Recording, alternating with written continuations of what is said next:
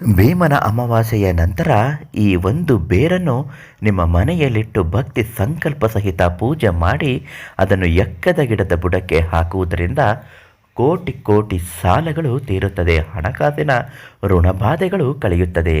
ಆ ಬೇರು ಯಾವುದು, ಅದನ್ನು ಮನೆಗೆ ತಂದು ಯಾವ ರೀತಿ ಯಾವ ದಿನ ಹೇಗೆ ಅದನ್ನು ಪೂಜೆ ಮಾಡಿ ಯಾವ ಸಂಕಲ್ಪ ಸಹಿತ ಅದನ್ನು ತೆಗೆದುಕೊಂಡು ಹೋಗಿ ಎಕ್ಕದ ಗಿಡದ ಬುಡಕ್ಕೆ ಹಾಕಬೇಕು, ಇವತ್ತಿನ ಮಾಹಿತಿಯಲ್ಲಿ ತಿಳಿಸಿಕೊಡ್ತೀನಿ. ಅದೃಷ್ಟಧಾರೆ ಫೇಸ್ಬುಕ್ ಪೇಜನ್ನು ನೀವಿನ್ನೂ ಫಾಲೋ ಮಾಡ್ತಿಲ್ಲ ಅಂದರೆ ಮೊದಲು ನಮ್ಮ ಪೇಜನ್ನು ಫಾಲೋ ಮಾಡ್ತಾ ಬನ್ನಿ. ಹಾಗೂ ನಿಮ್ಮ ಕಷ್ಟ ದುಃಖ ಸಮಸ್ಯೆ ಏನೇ ಇದ್ದರೂ ಶೀಘ್ರ ಮತ್ತು ಶಾಶ್ವತವಾಗಿ ಪರಿಹಾರ ಆಗಬೇಕು ಅಂದರೆ ಈ ತಕ್ಷಣ ಪರಿಹಾರಕ್ಕಾಗಿ ಪ್ರಧಾನ ತಾಂತ್ರಿಕ ಕಾಳಿಂಗರಾವ್ ಗುರುಗಳಿಗೆ ಒಂದು ಕರೆ ಮಾಡಿ ನಿಮ್ಮ ಪ್ರತಿಯೊಂದು ಸಮಸ್ಯೆಗೂ ತುಂಬ ಚೆನ್ನಾಗಿ ಪರಿಹಾರವನ್ನು ನೀಡುತ್ತಾರೆ.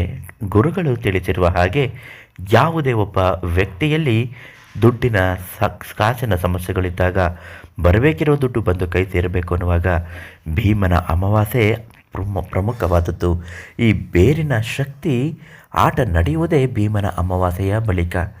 ಹೆಂಗಸರು ಮುತ್ತೈದೆಯರು ಅಮಾವಾಸ್ಯೆಯ ನಂತರ ಭಕ್ತಿ ಸಂಕಲ್ಪ ಸಹಿತ ಪೂಜೆ ಮಾಡುವಂತಹ ಸಂದರ್ಭದಲ್ಲಿ ಗಂಡನ ಪೂಜೆ ಮಾಡಿದ ಬಳಿಕ ಈ ಒಂದು ಬೇರು, ಅದು ಜನಧನ ಆಕರ್ಷಣ ಬೇರು.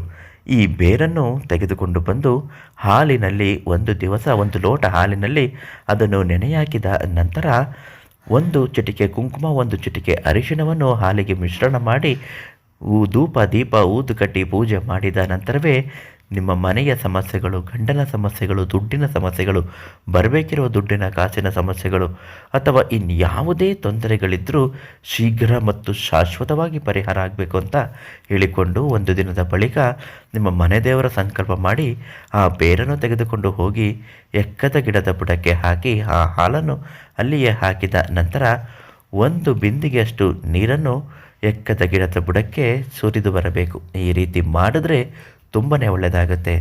ಈ ಬೇರು ಎಲ್ಲಿರುತ್ತೆ, ಧನಾಕರ್ಷಣ ಬೇರು ಯಾವುದು, ಈ ಬೇರಿಗಾಗಿ ಪ್ರಧಾನ ತಾಂತ್ರಿಕ ಕಾಳಿಂಗರಾವ್ ಗುರುಗಳಿಗೆ ಕರೆ ಮಾಡಿ ಸಂಪೂರ್ಣವಾಗಿ ಉಚಿತವಾಗಿ ಪೂಜೆ ಮಾಡಿ ಆ ಬೇರನ್ನು ನಿಮಗೆ ನೀಡುತ್ತಾರೆ. ತುಂಬ ಒಳ್ಳೆಯದಾಗುತ್ತೆ.